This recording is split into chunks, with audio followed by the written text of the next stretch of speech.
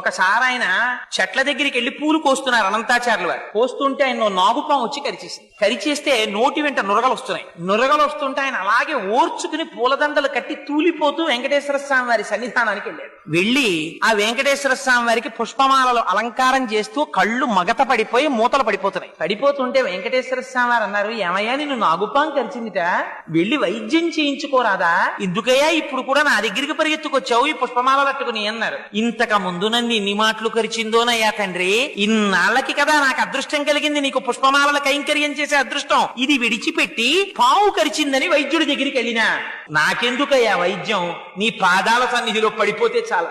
ఒక్కసారి ఆయన తల మీద చెయ్యి పెట్టారు, విషం దిగిపోయింది ఆయనకి. చిత్రం ఏమిటో తెలుసా అండి, అనంతాచార్యుల వారి జీవితంలో పొందినటువంటి గొప్పతనం బహుశా ఎవ్వరూ పొందుంటారు. ఆయన పుష్పవాటికని పెంచితే 8 రోజులు ప్రచ్ఛన్న రూపాల్లో వచ్చి పువ్వులు కోసేశారు. పద్మావతి